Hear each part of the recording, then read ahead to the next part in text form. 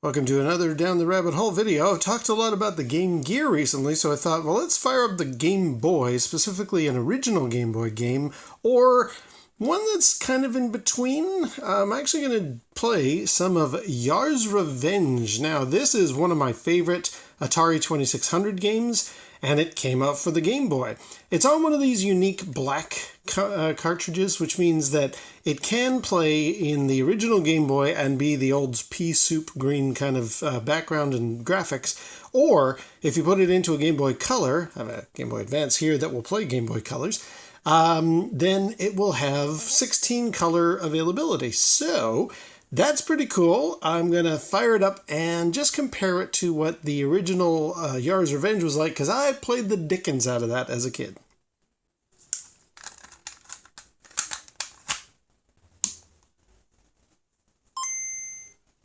Now, the other nice thing is this has, it's from Telegames, but it has some of the imagery from the original Atari 2600 cartridge.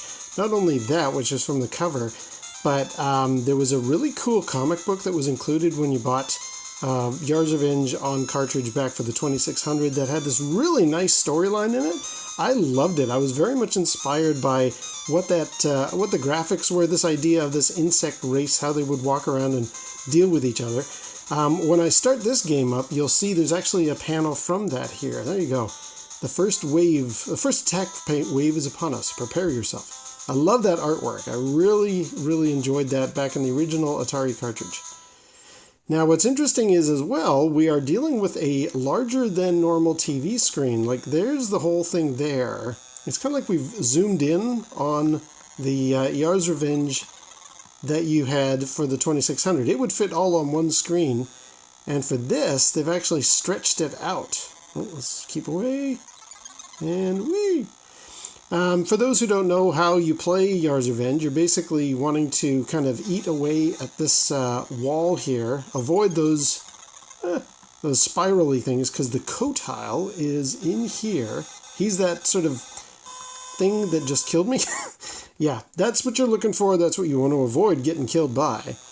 And basically, in order for you to be able to destroy him, wait for him to shoot. Yeah.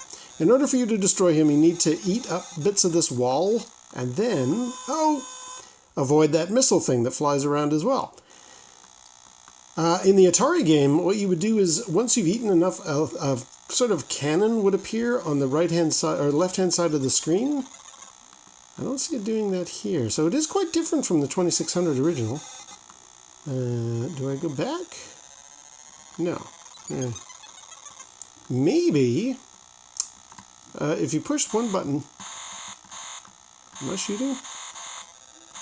No, I'm just making noises. Okay. What does the other button do? Oh, there we go. That shoots. Yes. Okay, so what I want to do, gather up some bits. I am now making a funny glowy color.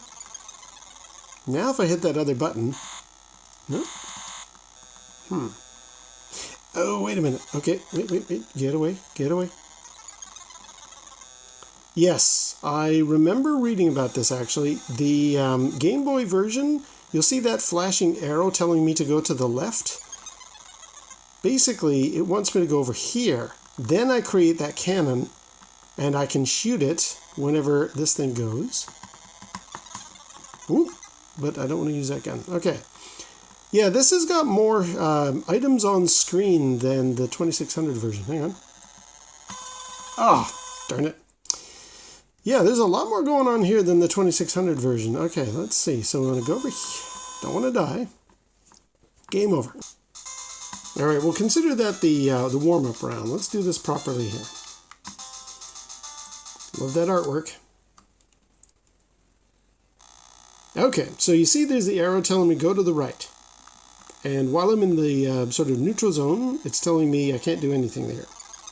Except for avoid getting hit. Like the 2600 one, the missile thing can't harm me while I'm in here, which is a good sign. That's much like the original. I think I can still get hit by that spiral. Anyway, let's destroy much of this wall. You'll now see it's telling me I can go to the left, so I can do that. And then I can destroy him. Oops. But with the other button. Yeah, with the 2600, the same button fires both the missile and also this cannon. There we go. Got it. Whew. Yeah, so one button will do the just the regular shots. Like I can shoot like that. The other one, once I've built up enough of my power, my charge for that cannon on the left side of the screen, then I use the other button to fire that. It's a little different from 2600. Now, it'll be interesting to see, does this also move? Yes, it does. Okay. It's not very clear here, but on the 2600, this was like a moving wall of graphics, and it's sort of doing it here. Oops. If I shoot enough holes in here, you'll see they can actually move around. See those holes moving? Yeah. That's accurate to the 2600 as well. So this is a little bit different in that I'm being told, okay, now you've got enough to charge, go way over back here, press that, and then fire! Wrong button. So it is quite different, actually. All right, let's get him. Let's get him. There we go. Man, oh man. All right. Oh, the Kotal Armada is within range. Prepare for battle. Oh, crap. He's already... Is that him? No. Wait. Let's avoid. Okay, let's go back. This is just a static wall. If you run out of these things that give you the charge, you can just hit the Kotal. Oh, wrong button. Yeah, like if I was to eat up this entire wall here, and then wonder how the heck am I going to get my charge? What I could do is just go up and touch the Kotal, the thing on the far right side of the screen. Okay. But let's just do... Oh, hang on, he's coming for me. So yeah, interesting that they have to give you instructions about, you know, go to the left. You can now fire your weapon, that kind of thing. Because in the 2600, you didn't get any of those instructions. You just flew around and did it yourself. So, I mean, there were instructions with the 2600, but nothing on screen. No on-screen prompts. Oh, let's go over here. Wrong button. It's also weird having, when you're used to the original like I am, it's weird having two buttons for this purpose, and it's throwing me off. Okay, let's go back here. Ah, okay. Okay, I can go back, over, and wrong button. Yeah, it's weird that they've got these little prompts here. All right, let's get them. Correct button. There we go. Maybe you can get the Easter egg. No. All right, so very cool. And then you're back to this. As the levels increase, that little missile thing will get faster and faster. So that's something to look out for. But it does have about the same levels, challenge and strategy so far. Oh, I can go back. Hit the other button. Oh, dang. Made that mistake. Why is it telling me R in a diamond down there? Ready, I guess. There we go. Level 7. Now, I researched a bit about this. Apparently, there are other waves. Oh, darn it. There's some other wave you can get where you're, and I guess you have to get to a certain level of success. Oh, jeez. Which I'm not going to do now. But I think there was something about you can get to a point where you have to, let's go over here. Wait a minute. Wrong button. You have to do this thing where if you get to a certain level, you'll move to this sort of vertical shoot 'em up, almost like, or horizontal shoot 'em up, kind of like, Gradius or something like that. And you want to keep the Yar within the kind of shadow of another Yar. But most people I've heard talk about it say that it takes quite a bit of doing. So maybe it's a very, very high level. Come on, level 9 here. Let's at least get to level 10, see what we get. Ooh, crap. Did you see I actually touched him there? Oh, shoot. So yeah, I don't really need to keep getting these things since I did touch him. Oh, here we go. There we go. Graphically, oh, wait a minute. The advanced strain of Kotal have come. Stand fast. Uh-oh. Is this the shoot 'em up? Nope. No, now they're just faster. I'll bet you. Wait for it. That missile is getting faster as we go here. But it's very interesting that you have to have on-screen prompts to tell you go over to the left. Now you are ready. All that kind of stuff. It's weird from a fan of the original game to be having to be told how to do all this stuff. Oh, there we go. Graphically, it doesn't look as nice, I gotta admit. Let's just turn that down a bit.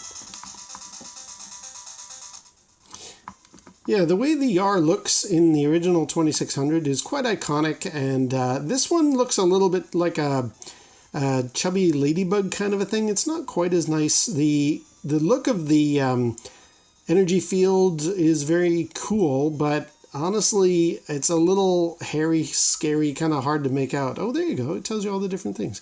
Areas, neutral zone. That's the one I'm talking about. In the 2600 original, it's a much more interesting blend of random colors and blocks and things like that. Apparently used from stray code that was left over. Anyway, it's a demo. This wall is... It looks a little messy. In fact, if anything, I will say compared to the 2600, the Game Boy version is quite messy in comparison. It looks... maybe that makes it look more sort of otherworldly and stuff, but honestly... I kind of like the clean, blocky look of the Atari original. You'd think that with being able to make a 2600 game on a Game Boy Color or what have you, you would get a vastly improved looking game, and it's got more edges to it. But honestly, I think the 2600 one looks nicer. Gameplay is a little different. Having those two buttons doesn't help. It's actually making it very complicated for me. The on-screen prompts also throws me off, but I think that's just because I'm a fan of the original and I never had on-screen prompts. So maybe for the sake of a player who is not up to speed or familiar with what the original game was, here's what you're supposed to do. Go to the right. You want to get some of the orange wall. Now go to the left. You want to touch that so you've got your cannon. Now fire. This kind of thing. Ooh, the R says ready indicates Zorlon is armed. That's your cannon. X means you cannot fire in the neutral zone. Why do you need to be told that, though? You just go, and if you can't shoot, then you just move out of it.